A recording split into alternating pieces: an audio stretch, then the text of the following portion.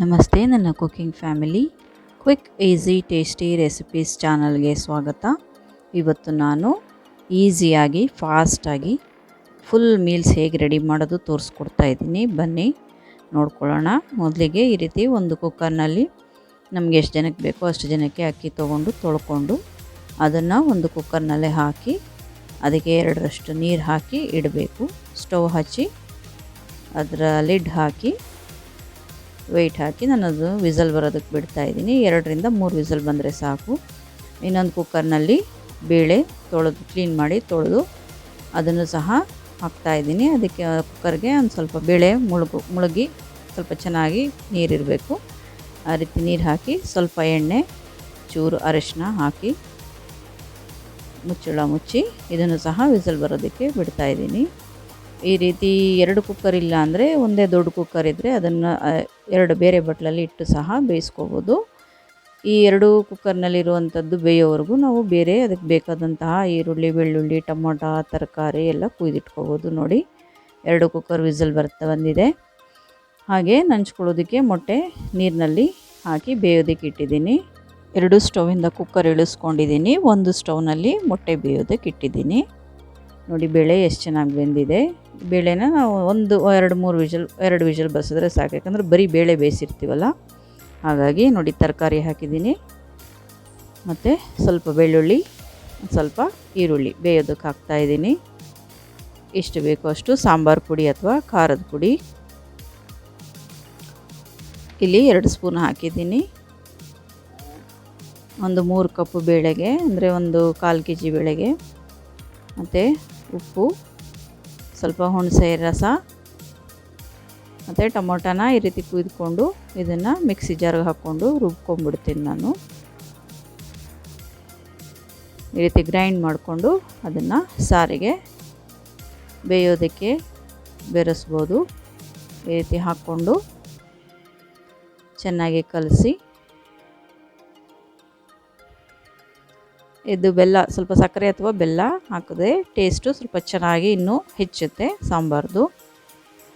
ಮತ್ತು ಇದರ ಕುಕ್ಕರ್ದು ಲಿಡ್ ಹಾಕಿ ಇನ್ನು ಒಂದೇ ಒಂದು ವಿಸಲ್ ಬರ್ಸಿದ್ರೆ ಸಾಕು, ತರಕಾರಿ ಎಲ್ಲ ಚೆನ್ನಾಗಿ ಬೇಯುತ್ತೆ. ನೋಡಿ ಆ ಮಧ್ಯದಲ್ಲಿ ಮೊಟ್ಟೆ ಇನ್ನೊಂದು ಸ್ಟವಲ್ಲಿ ಇಟ್ಟಿದ್ದೆ, ಅದು ಬೆಂದು ಹೋಯಿತು. ಒಂದು 10 ನಿಮಿಷ ಮೊಟ್ಟೆನ ಈ ರೀತಿ ಕುದಿಸ್ಕೊಂಡ್ರೆ ಸಾಕು, ಅಥವಾ ಕುಕ್ಕರ್ನಲ್ಲಿ ಸಹ ಬೇಯಿಸ್ಕೋಬೋದು. ಸಾಂಬಾರು ಒಗ್ಗರಣೆಗೆ ಸಾಸಿವೆ, ಜೀರಿಗೆ, ಮೆಣಸಿನಕಾಯಿ, ಕರಿಬೇವು, ಬೆಳ್ಳುಳ್ಳಿ, ಈರುಳ್ಳಿ ಮತ್ತು ಸ್ವಲ್ಪ ಹಿಂಗು ಇವನ್ನೆಲ್ಲ ಹಾಕ್ಕೊಂಡು ಎಣ್ಣೆಲಿ ಫ್ರೈ ಮಾಡ್ಕೊಂಡಿದ್ದೀನಿ ಒಗ್ಗರಣೆ ಹಾಕಲಿಕ್ಕೆ. ನೋಡಿ ಸಾಂಬಾರು ಒಂದು ವಿಷಲ್ ಬಂದಾಯಿತು. ಈಗ ಸಾಂಬಾರು ಹದವಾಗಿ ಬೆಂದಿದೆ. ಇದಕ್ಕೆ ಒಗ್ಗರಣೆ ಹಾಕ್ಕೊಂಡ್ರೆ ರುಚಿಯಾದ ಸಾಂಬಾರು ರೆಡಿಯಾಗುತ್ತೆ. ಈ ಸಾಂಬಾರನ್ನ ಒಂದೇ ಒಂದು ಕುದಿಸ್ಕೊಂಡ್ರೆ ಸಾಕು. ಒಂದು ಸ್ಟವಲ್ಲಿ ಸಾಂಬಾರು ಕುದಿಯೋಕ್ಕಿಟ್ಟು ಇನ್ನೊಂದು ಸ್ಟವಲ್ಲಿ ಮೊಟ್ಟೆ ಫ್ರೈ ಮಾಡ್ಕೊತಾ ಇದ್ದೀನಿ. ಮೊಟ್ಟೆನ ಫ್ರೈ ಮಾಡ್ಕೊಳ್ಳಿಕ್ಕೆ ಒಂದು ಬಾಣಲೆಯಲ್ಲಿ ಸ್ವಲ್ಪ ಎಣ್ಣೆ ಹಾಕ್ಕೊಂಡು ನಾನಿಲ್ಲಿ 2 ಮೊಟ್ಟೆನ ಫ್ರೈ ಮಾಡಿ ತೋರಿಸ್ತಾ ಇದ್ದೀನಿ. ಸ್ವಲ್ಪ ಉಪ್ಪು, ಸ್ವಲ್ಪ ಖಾರದ ಪುಡಿ ಅಥವಾ ಸಾಂಬಾರು ಪುಡಿ ಹಾಕ್ಕೊಂಡು ಅದನ್ನ ಚೆನ್ನಾಗಿ ಕಲಸಿ 2 ಮೊಟ್ಟೆನ ಅರ್ಧ ಹೋಳು ಮಾಡಿ ಇಟ್ಕೊಂಡಿದ್ದೀನಿ, ಅದನ್ನು ಇಲ್ಲಿ ಹಾಕ್ತಾಯಿದ್ದೀನಿ. ಈ ರೀತಿ ಹಾಕಿ ಮೊಟ್ಟೆ ಎಲ್ಲ ಚೆನ್ನಾಗಿ ಉಪ್ಪು, ಖಾರದ್ದು ಮತ್ತು ಎಣ್ಣೆ ಇರುವಂಥದ್ದನ್ನು ಚೆನ್ನಾಗಿ ಆಗುವಾಗೆ ಈ ರೀತಿ ಚೆನ್ನಾಗಿ ಫ್ಲಿಪ್ ಮಾಡಿ ಮೇಲೆ ಕೆಳಗೆ ಮಾಡಿ ಅದನ್ನು ಚೆನ್ನಾಗಿ ಎಲ್ಲ ಸವರ್ಕೊಳ್ಳೋ ಹಾಗೆ ಮಾಡ್ಕೋಬೇಕು. ಮತ್ತು ಅದೇ ರೀತಿ ಎಣ್ಣೆಯಲ್ಲಿ ಚೆನ್ನಾಗಿ ಫ್ರೈ ಮಾಡ್ಕೋಬೇಕು. ಒಂದು ಮೀಡಿಯಮ್ ಫ್ಲೇಮ್ನಲ್ಲಿ ಮೊಟ್ಟೆನ ಚೆನ್ನಾಗಿ ಫ್ರೈ ಮಾಡಿಕೊಂಡ್ರೆ ತುಂಬ ರುಚಿಯಾಗಿ ರೆಡಿಯಾಗುತ್ತೆ.